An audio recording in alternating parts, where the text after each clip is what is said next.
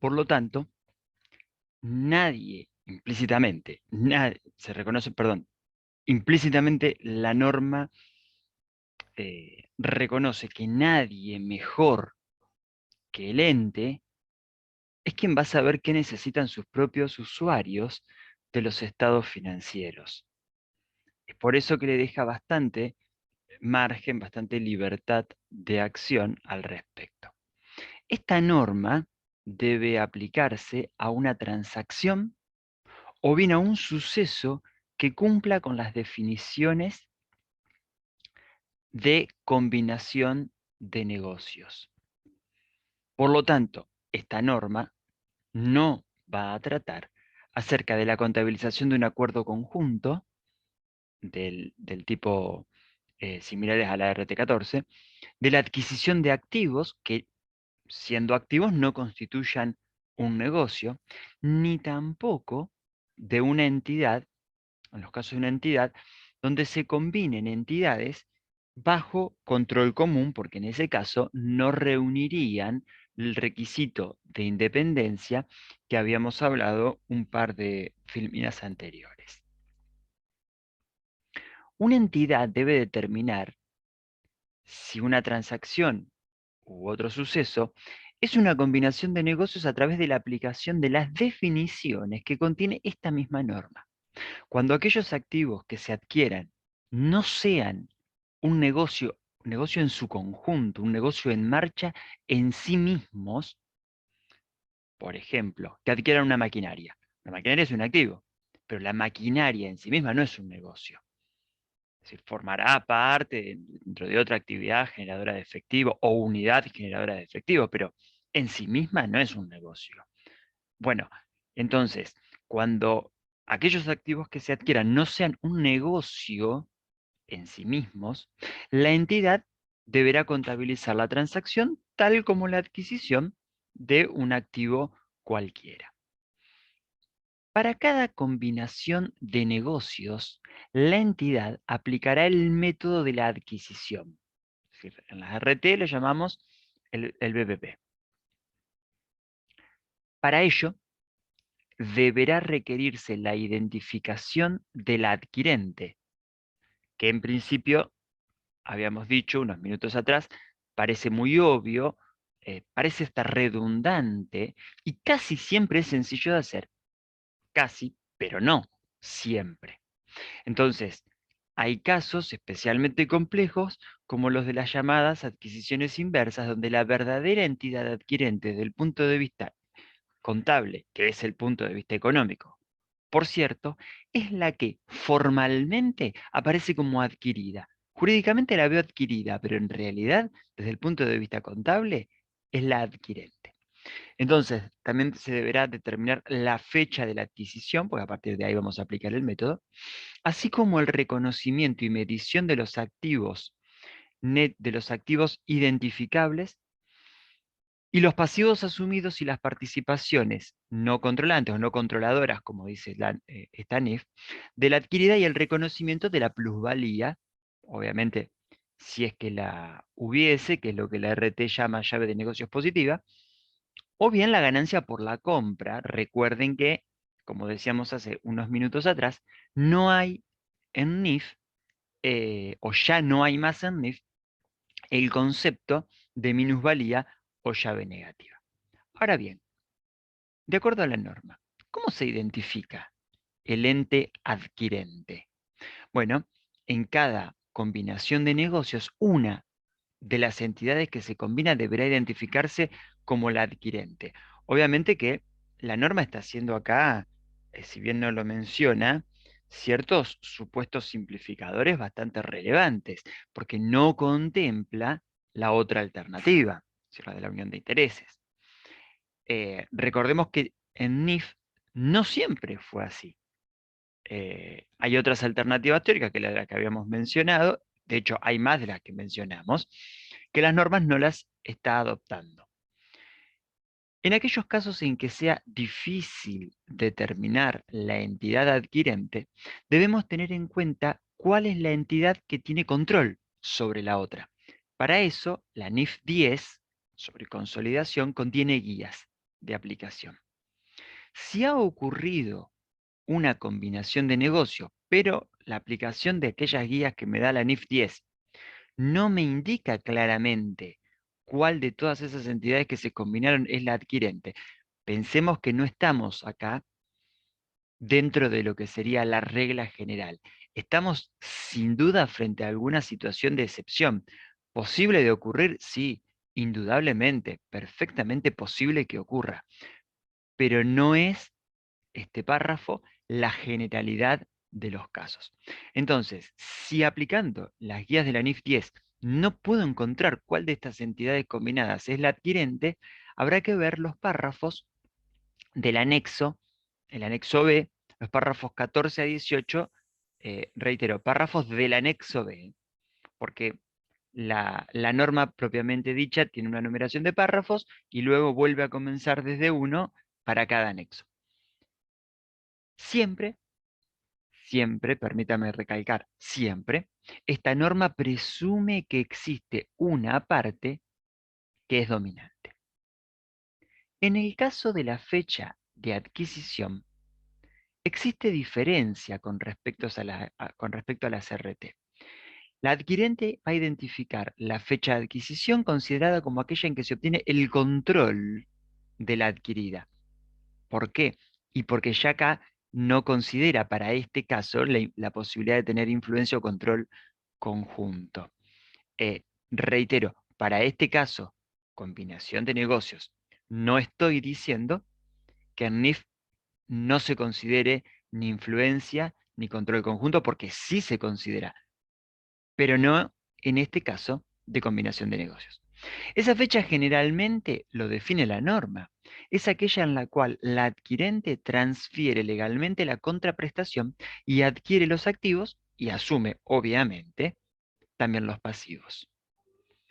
A la fecha de la adquisición, la entidad adquirente deberá reconocer los activos identificables, los pasivos asumidos y la participación no controladora en la adquirida, además de la plusvalía si la hubiese. La adquirente va a reconocer los activos intangibles identificables adquiridos, como por ejemplo un nombre, una patente, aun cuando la adquirida no los haya reconocido como activos en sus estados financieros, porque los desarrolló internamente y entonces esos costos los cargó a resultados. Claro, pero no dejan de ser un activo desde el punto de vista económico, aun cuando no cumplían los requisitos para que aquella que lo desarrolló los reconociese como tales. Bueno, pero acá tengo un adquirente, y el adquirente indudablemente que los está comprando. Y los puede identificar, y el adquirente no es quien los desarrolló, es la adquirida. Por lo tanto, corresponde considerarlos como activos, pero no dentro de ese conjunto bastante difícil de definir que es la llave o plusvalía, sino como un activo intangible pero identificable, porque en definitiva, la adquirente, vuelvo a reiterar, no los desarrolló, los adquirió. La adquirente deberá medir los activos identificables adquiridos, los pasivos asumidos, a valor razonable. Valor razonable, recuerden que hay una NIF que lo define, la NIF 13. En RT, bueno, hay RT que también tratan sobre valor razonable, como por ejemplo agropecuaria, pero en general se utiliza más el concepto de valor neto de realización, que es bastante parecido a valor razonable. No es igual, porque en el valor razonable no le estoy restando eh, los gastos directos, que sí lo hago en el BNR. Pero, como para que haya una referencia conceptual, valor razonable es asimilable, haciéndole el ajuste correspondiente de restar aquellos gastos directos, al concepto de BNR. Es un valor de mercado de salida, no de entrada. Y para pasivos, que también se aplica el valor razonable, el concepto análogo en las RT es el de costo de cancelación, solo que en NIF se le da el mismo nombre tanto si fuese un activo como un pasivo. Bueno, para cada combinación de negocios, la adquirente deberá medir los componentes de las participaciones no controladoras en la adquirida a su valor razonable o a la participación proporcional de los instrumentos de propiedad actuales en aquellos importes reconocidos en los activos netos identificables de la adquirida. Digamos, a un valor patrimonial proporcional.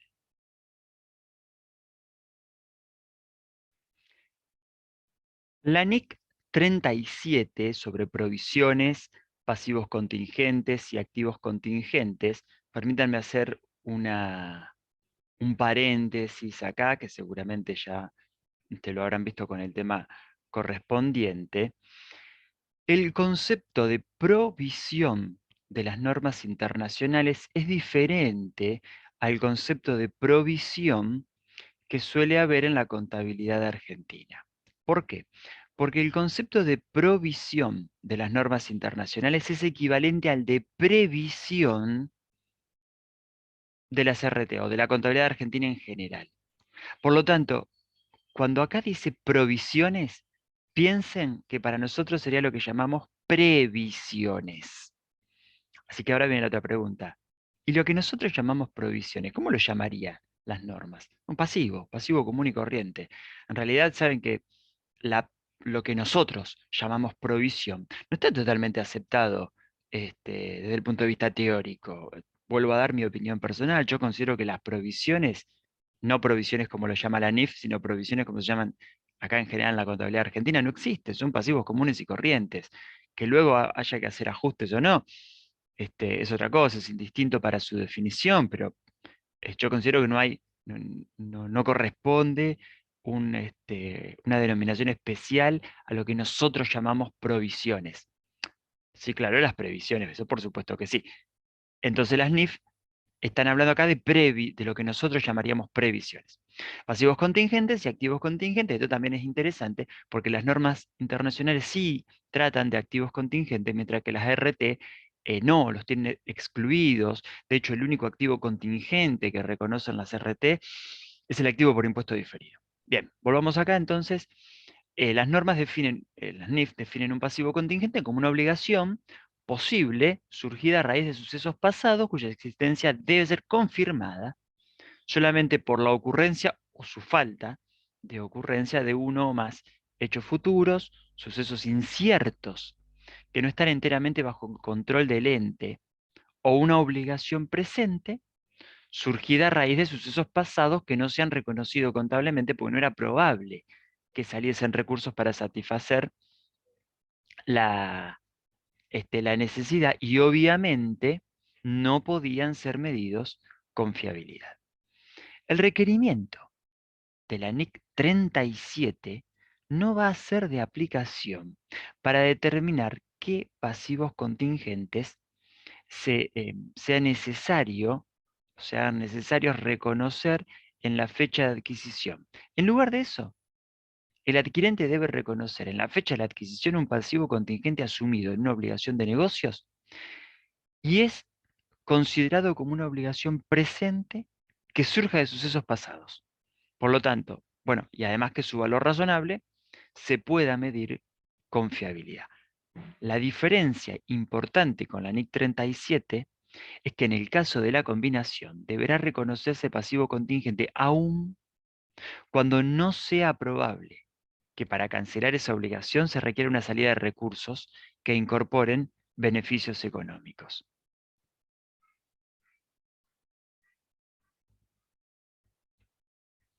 La adquirente deberá reconocer y medir un activo o pasivo por impuesto diferido de acuerdo con la norma correspondiente, que es la NIC 12, y contabilizar a los efectos fiscales potenciales de las diferencias temporarias como resultado de esta medición. ¿Por qué? Porque podría ocurrir que no se hayan reconocido activos por impuestos diferidos porque no era altamente probable, no era muy probable que obtuviesen beneficios económicos futuros y por lo tanto en realidad no era probable que se los terminara utilizando. Entonces, si no se los va a utilizar, algún tipo de crédito fiscal, no puedo considerarlo como un activo. Quizás después de esta adquisición cambie el rumbo de la entidad adquirida con nuevas líneas de negocios, con énfasis distintos, con efectos sinérgicos distintos, y pasen a poder reconocerse. Porque ahora sí se puede estimar con este cambio que existirá posibilidad de utilizar un crédito fiscal. Bueno, entonces deberá reconocer ese activo por impuesto diferido. En aquellos casos en los cuales existe un arrendamiento en el que la adquirida es arrendataria, la adquirente deberá reconocer el activo por derecho de uso y los pasivos por arrendamiento. Recuerden que estamos en normas internacionales, por lo tanto, es de aplicación la NIF 16, teniendo en cuenta que la NIF 16 ha avanzado con respecto a la RT 18, en que la RT 18 adopta el tercero de los 4 enfoques históricos.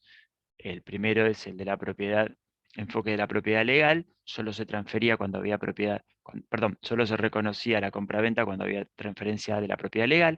El segundo es el enfoque de la probable transferencia, solo se reconocía si era probable. Y el tercer enfoque, que es el que utilizan las RT, es el enfoque de los riesgos y beneficios. Habrá entonces un arrendamiento financiero cuando se transfieren principalmente los riesgos y beneficios. La NIF 16 ya adopta, al menos parcialmente, el cuarto de los enfoques, que es el enfoque de los activos y pasivos. Es el enfoque que ya el G4+1 había propuesto en el año 2000 en un informe de, bueno, de varios autores, pero principalmente de Andrew Leonard. En ese enfoque se reconoce como una compra financiada cualquier alquiler. Entonces ya no hay más distinción de operativo o financiero. Por eso tengamos en mente acá que estamos en NIF. Por lo tanto, hablamos de un arrendamiento bajo normas internacionales. Por eso no hay acá un alquiler perdido. Lo que hay es la adquisición del derecho de uso y la deuda que habrá que pagar junto con su carga financiera, que es el pasivo por arrendamiento. No se requiere que el adquirente reconozca los activos por derechos de uso y los pasivos para los arrendamientos cortos, que son de 12 meses o menos, o los de bajo valor, que son menos de $5.000 para un bien nuevo. Estos dos elementos ya están en la NIF 16. En realidad, la NIF 3 los vuelve a citar, pero son dos conceptos que aparecen en la NIF 16. La NIF 16 pone como elemento simplificador que en el caso de que sea un arrendamiento corto, 12 meses o menos, o de bajo valor, pueda no aplicarse todo el proceso de análisis y contabilización de la NIF 16. Esto de bajo valor no es relativo, son valores absolutos. No importa el país donde opere el ente, y no importa cuál sea el activo. Se considera de bajo valor cuando ese activo nuevo está a $5.000 o menos. Por lo tanto, eh, no es relativo al tamaño del ente en cuanto a su significación, tampoco al tipo de bien, si bien la NIF 16 da algunos, algunos ejemplos, y tampoco importa el momento de la vida útil en el cual el activo se adquiere.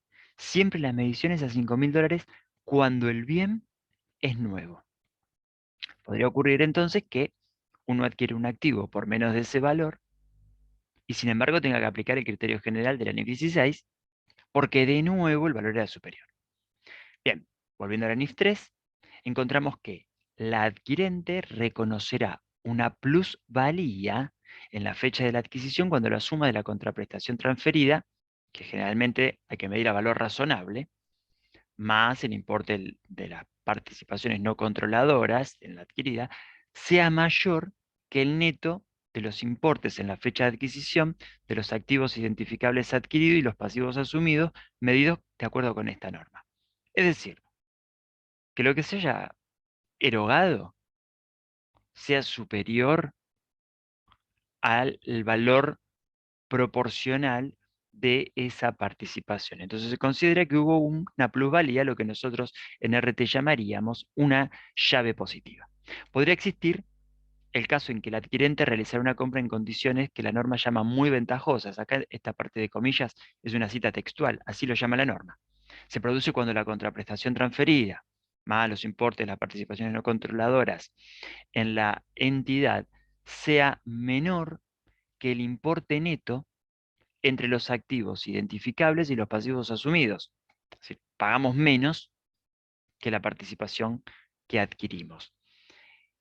En RT esto desencadenaría el análisis triple del valor llave negativo, la parte que corresponde a las pérdidas futuras esperadas, la parte que corresponde a, a los activos identificables no monetarios sujetos de amortización, y luego si quedase algo que en la práctica es casi imposible que quede, un resultado positivo por la compra. Acá no, acá ya no se reconoce más la llave negativa y hay que reconocer esa totalidad como resultado positivo por la compra. Como esta situación no es el común de los casos, bastante excepcional, la norma nos impone un condicionante previo. Antes de reconocer esa ganancia, hay que reevaluar si se ha identificado correctamente todos los activos adquiridos y los pasivos asumidos y los procedimientos para medir los importes. ¿Cuál es el objetivo de esto? Bueno, es asegurar que las mediciones reflejen bien toda la información que tenemos disponible en la fecha de adquisición. Si así todo nos queda un resultado positivo por la compra, se reconoce. Pero el propósito de la normativa es, como estamos frente a una situación que no es común, volvamos a revisar si los datos están bien, si lo aplicamos bien. Si se hizo bien y me sigue dando un resultado positivo por la compra, se reconoce. Las contraprestaciones transferidas en la combinación de negocios deben medirse a valor razonable. Debe calcularse como la suma total de los valores razonables en la fecha de adquisición de todos los activos transferidos por la adquirente, de los pasivos incurridos por ella con los propietarios anteriores de la adquirida, es decir, aquellos a quienes se lo compramos, y las participaciones en el patrimonio emitidas por la adquirente, porque podría ocurrir que una parte se esté pagando con nuevas acciones que emite el adquirente. Entonces, podría ser que entreguemos nuevas acciones y los antiguos propietarios o algunos de los antiguos propietarios también ahora sean nuevos propietarios, pero ya en un ente más complejo, porque pasan a hacerlo eh, del ente que adquiere, no de la adquirida. En la RT ocurría algo muy, muy similar. Cuando la contraprestación transferida incluye activos o pasivos que tengan importes en libros diferentes de sus valores razonables, la adquirente medirá nuevamente esos activos transferidos o pasivos a sus valores razonables en fecha de adquisición y reconocerá los resultados, ganancia o pérdida, si las hubiese, obviamente, en cuentas de resultados. No va a diferirlos. ¿Qué, qué es lo que está queriendo significar? Que si ustedes tienen, por ejemplo, un bien de uso que entregan, y ese bien de uso, estamos en NIF, lo tendrán medido o a su costo histórico, menos depreciaciones, menos deterioros acumulados de valor, lo que nosotros llamaríamos menos las amortizaciones, menos las desvalorizaciones acumuladas. Quiero aclararles que para las normas internacionales, amortizaciones es para los activos intangibles y depreciaciones para los tangibles. Bueno, ustedes lo tendrán entonces a su costo o bien lo tendrán en el modelo de revalúo, similar al del RT31. Pero cuando lo entreguen, lo van a entregar pensando en el valor de mercado que tiene. Por lo tanto, cuando lo van a entregar, primero, le actualizan el valor. Es decir, llevan el activo que ustedes tenían valuado a costo histórico o al modelo de revalúo, en este ejemplo, claro, a su valor razonable. La diferencia va a ser un resultado, positivo o negativo, según el caso, pero resultado del ejercicio, un resultado por tenencia. Y luego entonces, cuando lo transfieren, ya están tomando como costo ese valor razonable que tenían.